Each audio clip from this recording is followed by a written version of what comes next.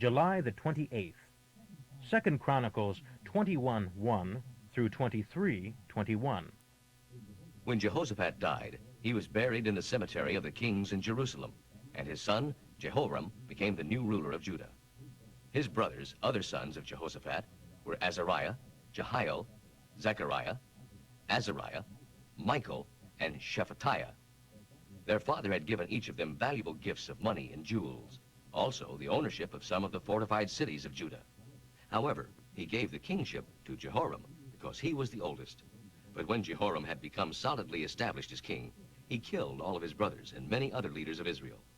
He was 32 years old when he began to reign, and he reigned 8 years in Jerusalem.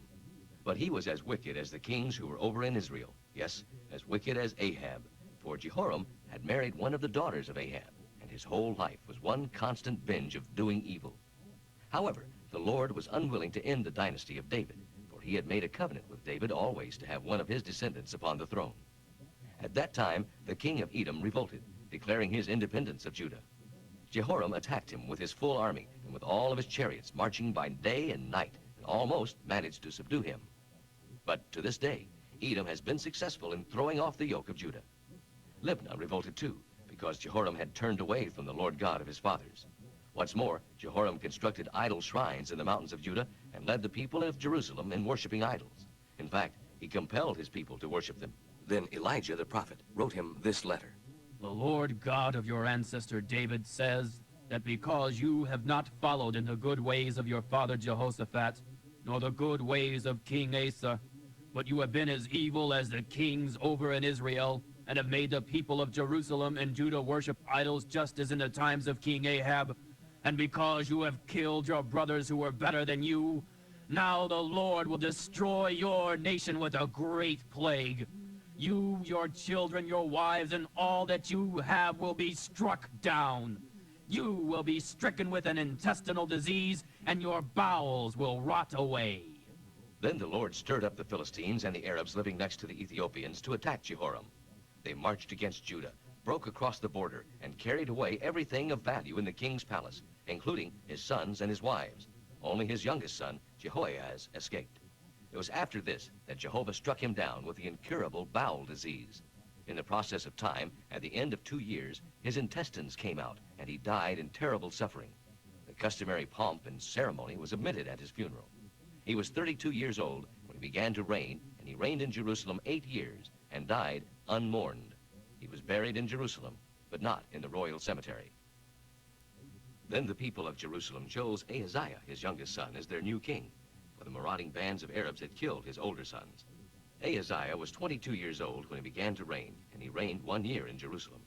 His mother's name was Athaliah, granddaughter of Omri. He too walked in the evil ways of Ahab, for his mother encouraged him in doing wrong. Yes, he was as evil as Ahab, for Ahab's family became his advisors after his father's death, and they led him on to ruin. Following their evil advice, Ahaziah made an alliance with King Jehoram of Israel, the son of Ahab, who was at war with King Hazael of Syria at Ramoth-Gilead. Ahaziah led his army there to join the battle. King Jehoram of Israel was wounded and returned to Jezreel to recover. Ahaziah went to visit him. But this turned out to be a fatal mistake, for God had decided to punish Ahaziah for his alliance with Jehoram. It was during this visit that Ahaziah went out with Jehoram to challenge Jehu, son of Nimshi, whom the Lord had appointed to end the dynasty of Ahab. While Jehu was hunting down and killing the family and friends of Ahab, he met King Ahaziah's nephews, the princes of Judah, and killed them. As he and his men were searching for Ahaziah, they found him hiding in the city of Samaria and brought him to Jehu, who killed him. Even so, Ahaziah was given a royal burial because he was the grandson of King Jehoshaphat, a man who enthusiastically served the Lord. None of his sons, however, except for Joash, lived to succeed him as king. For their grandmother, Athaliah, killed them when she heard the news of her son Ahaziah's death. Joash was rescued by his aunt Jehoshabeath, who was King Ahaziah's sister, and was hidden away in a storage room in the temple. She was a daughter of King Jehoram and the wife of Jehoiada the priest. Joash remained hidden in the temple for 6 years while Athaliah reigned as queen. He was cared for by his nurse and by his aunt and uncle. In the 7th year of the reign of Queen Athaliah, Jehoiada the priest got up his courage and took some of the army officers into his confidence.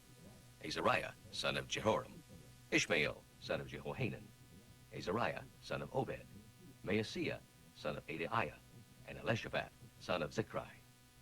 These men traveled out across the nation secretly to tell the Levites and clan leaders about his plans and to summon them to Jerusalem. On arrival, they swore allegiance to the young king, who was still in hiding in the temple. Jehoiada exclaimed, "At last the time has come for the king's son to reign. The Lord's promise that a descendant of King David shall be our king will be true again. This is how we'll proceed. A third of you priests and Levites who come off duty on the Sabbath will stay at the entrance as guards. Another third will go over to the palace, and a third will be at the lower gate. Everyone else must stay in the outer courts of the temple as required by God's laws. For only the priests and Levites on duty may enter the temple itself, for they are sanctified. You Levites, form a bodyguard for the king, weapons in hand, and kill any unauthorized person entering the temple. Stay right beside the king." So all the arrangements were made. Each of the three leaders led a third of the priests arriving for duty that Sabbath, and a third of those whose week's work was done and were going off duty. For Jehoiada, the chief priest, didn't release them to go home. Then Jehoiada issued spears and shields to all the army officers. These had once belonged to King David and were stored in the temple. These officers, fully armed, formed a line from one side to the other in front of the temple and around the altar in the outer court. Then they brought out the little prince and placed the crown upon his head, and handed him a copy of the law of God and proclaimed him king.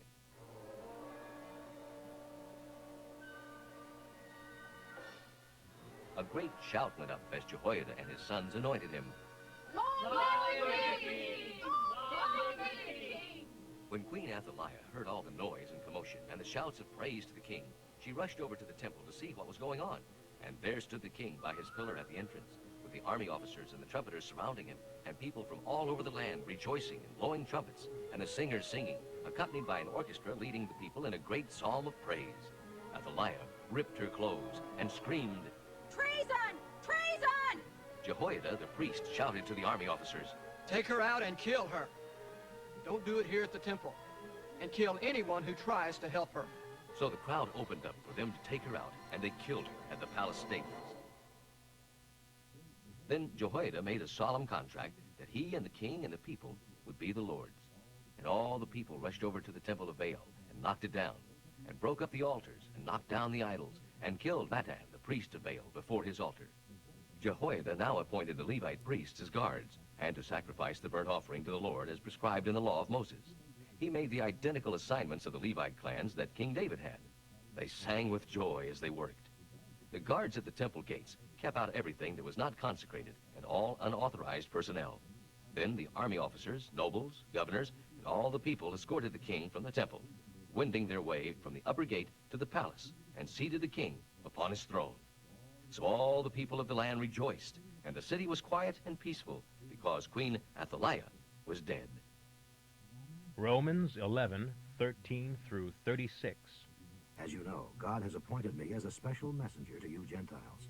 I lay great stress on this and remind the Jews about it as often as I can, so that if possible I can make them want what you Gentiles have, and in that way save some of them.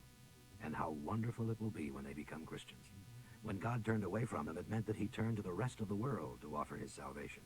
And now it is even more wonderful when the Jews come to Christ. It will be like dead people coming back to life. And since Abraham and the prophets are God's people, their children will be too.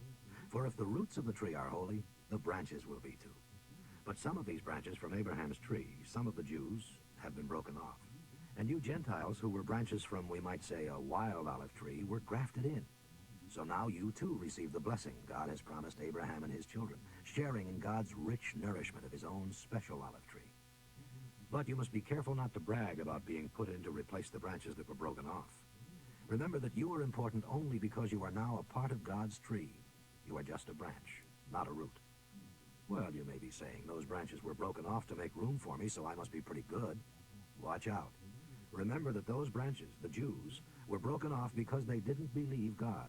And you are there only because you do. Do not be proud. Be humble and grateful and careful. For if God did not spare the branches he put there in the first place, he won't spare you either. Notice how God is both so kind and so severe. He is very hard on those who disobey, but very good to you if you continue to love and trust him. But if you don't, you too will be cut off. On the other hand, if the Jews leave their unbelief behind them and come back to God, God will graft them back into the tree again. He has the power to do it. For if God was willing to take you who were so far away from him, being part of a wild olive tree, and graft you into his own good tree, a very unusual thing to do, don't you see that he will be far more ready to put the Jews back again, who were there in the first place? I want you to know about this truth from God, dear brothers, so that you will not feel proud and start bragging. Yes, it is true that some of the Jews have set themselves against the gospel now. But this will last only until all of you Gentiles have come to Christ, those of you who will. And then all Israel will be saved. Do you remember what the prophet said about this? There shall come out of Zion a deliverer, and he shall turn the Jews from all ungodliness. At that time I will take away their sins, just as I promised. Now many of the Jews are enemies of the gospel. They hate it. But this has been a benefit to you, for it has resulted in God's giving his gifts to you Gentiles. Yet the Jews are still beloved of God because of his promises to Abraham, Isaac, and Jacob. For God's gifts and his call can never be withdrawn. He will never go back on his promises. Once you were rebels against God, but when the Jews refused his gifts, God was merciful to you instead. And now the Jews are the rebels, but someday they too will share in God's mercy upon you. For God has given them all up to sin, so that he could have mercy upon all alike. Oh, what a wonderful God we have. How great are his wisdom and knowledge and riches. How impossible it is for us to understand his decisions and his methods. For who among us can know the mind of the Lord? Who knows enough to be his counselor and guide? And who could ever offer to the Lord enough to induce him to act? For everything comes from God alone. Everything lives by his power, and everything is for his glory. To him be glory evermore. Proverbs for today, 27. It is a wonderful heritage to have an honest father.